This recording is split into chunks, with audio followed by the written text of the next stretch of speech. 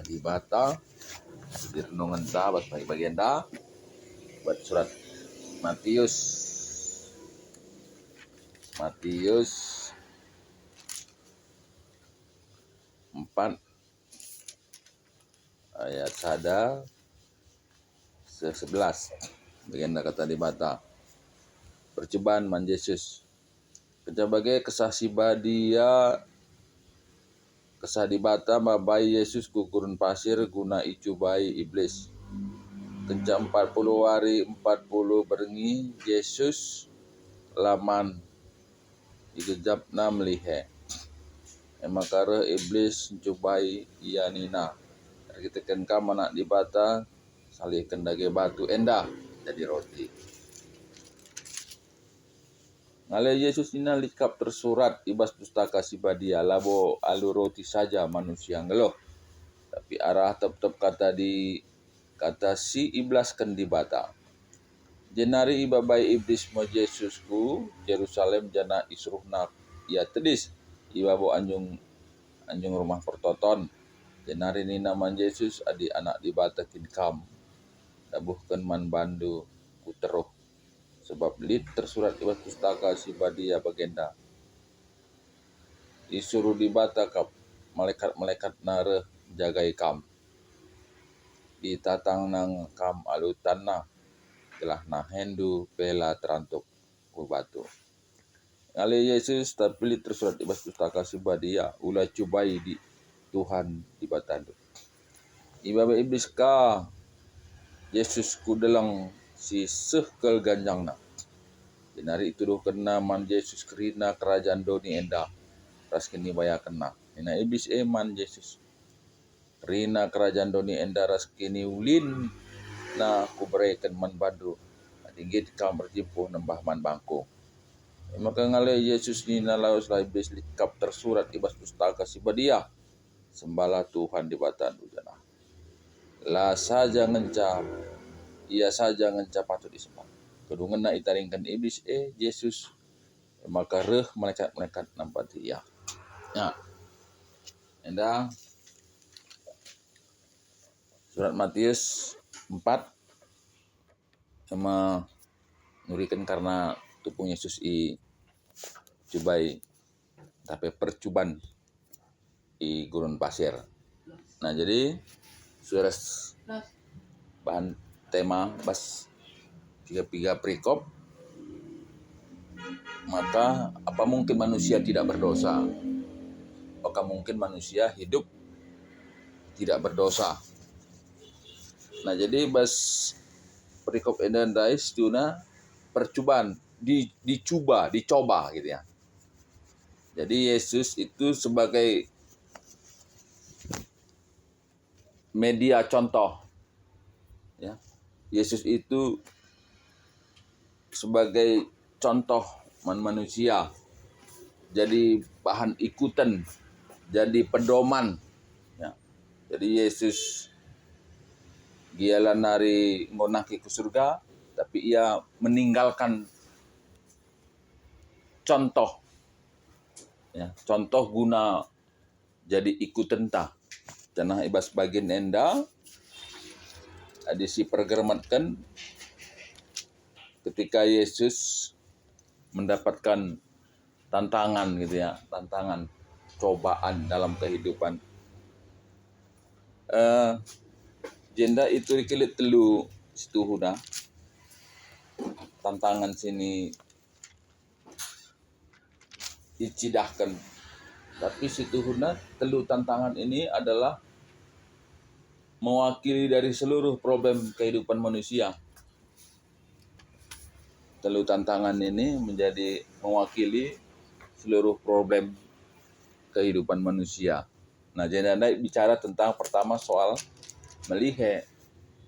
Nah, melihe itu bicara soal kiniseran, kesusahan, kesulitan, mungkin penyakit, ya, masalah-masalah, ya, dan yang lain. Nah, dan yang lain. Nah, ketika kita pun ya, ketika sakit, ya mungkin ada orang ya sakit dena, sakit kuta ngena, sakit kalak kuta dinai, maka bawalah ku kuta, ya. Tambari ku guru kuta. Banyak juga orang sekarang begitu sulit dapat ekonomi, ya. Mulai dengan perdukunan, penglaris, rasidebana. Nah, hal-hal ini adalah gambaran-gambaran bagaimana orang hidup sulit, susah. Nah, janah kesulitan-kesulitan sebagian rupa, orang bisa cenderung akan berbuat dosa. Nah, buat dosa. Orang sakit bisa buat dosa. Orang banyak mengalami kegagalan bisa buat dosa. Rasidebana. Nah, itulah kan Yesus yang dan lainnya ketika itu ada tawaran, gitu ya, ada tawaran karena pangan. Nah, tetap kali tantangan itu ada selalu dijawab dengan litkap tersurat. Nah, artinya bahwa masalah apapun yang kita hadapi dalam hal ini, ya, ekonomi, mungkin penyakit, ternyata firman Tuhan itu mencari jawaban untuk kita tidak jatuh dalam dosa. Firman Tuhan itu mampu menjawab untuk tidak jatuh dalam dosa. Nah, yang kedua, Anda bicara tentang kehebatan, ya.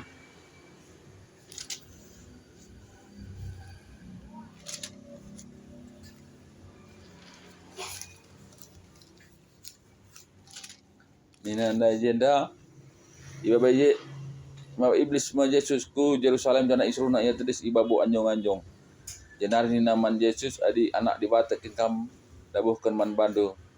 Kutero soali tersoal pustaka si badia disuruh dibata kap malaikat nar jagai kam itatang na ngakam alutan nagalah nahendu pela terantuk ku batu. Nalai Yesus tersurat pustaka si badia udah coba ya Tuhan dibata ni. Nah, endang kam si berusur jadi, ya. Ketika orang-orang menjadi orang yang berhasil, orang yang punya fasilitas, orang yang punya ya banci katakan diberkati, yang bisa menimbulkan kesombongan. Nah, ada kesombongan itu yang paling Tuhan tidak suka. Nah, dicoba muncul nggak kesombongannya. Nah, kita pun juga sering terjadi seperti itu. Ketika kita mungkin disepelekan orang, nah mulailah itu keluar. Memang dia itu siapa, ngonong, nah, seterusnya. Ya. Menunjukkan bahwa dia itu juga hebat. Nah, izinnya itu icidahkan. Yesus tidak mau menunjukkan itu. Nah, engkau ada kerendahan hati. Ya, walaupun orang mencoba menunjukkan supaya orang itu menunjukkan kehebatannya. Nah, dalam perikop ini tidak ditunjukkan. Dan memang Tuhan tidak suka dengan orang yang sombong, bukan dia tidak bisa. Nah, sama seperti kita pun mungkin disepelekan orang yang mungkin secara ekonomi lebih rendah gitu, tapi Alkitab bicara tidak seperti itu. Nah, jadi karena sombong itu juga salah satu sumber dosa yang besar di hadapan Tuhan. Sombong itu juga salah satu sumber dosa yang paling besar. Nah, dijawab Yesus, litkap tersurat. Nah, selalu kata dibata jadi palasna. Nah, orang Kristen itu mestinya tidak ada yang sombong. Oleh karena Alkitab banyak bercerita tentang itu, termasuk bagian ini. Nah, jangan kita jatuh dalam dosa, kesombongan. Nah, makanya sebetulnya kan karena penawaran berkat dari setan gitu ya. Ibabai iblis ka Yesus ku dalang sukal ganjang na. Ina iblis man Yesus krina kerajaan enda. Mereka membantu adingit ka bercimpuh man bangku. Nah, ini udah banyak kali lah. Ya. Sama seperti orang ini kalau memuja setan udah jelas lah. Bukan cuma memuja setan sebetulnya. Misalnya orang jadi pengedar narkoba, itu kan janjinya hebat. Pengedar narkoba, ya, menjadi bandar, membuka lapak judi. Nah, itu juga salah satu penawaran yang seringkali memberikan ya janji yang menggiurkan. Nah, 3 hal inilah sebetulnya yang mewakili dari semua permasalahan yang ditunjukkan Alkitab ini. Dan semua itu dijawab dengan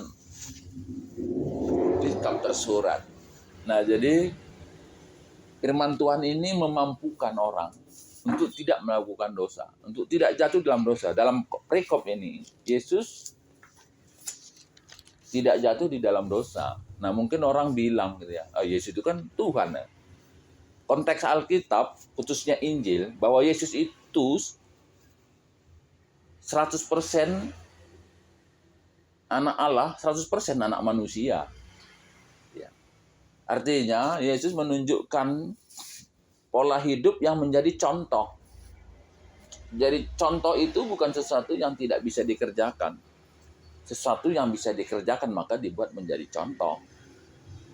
Nah, jadi sekali lagi, bisa nggak manusia hidup tidak jatuh di dalam dosa? Ya, perikop ini salah satu. Mengatakan bahwa firman itu mampu memberikan kekuatan, membawa orang tidak jatuh di dalam dosa. Ketuahan kalak simakikan kata dibata, dengan simakaikan sa, ibas iluh na tepukwari. Haleluya. Amin.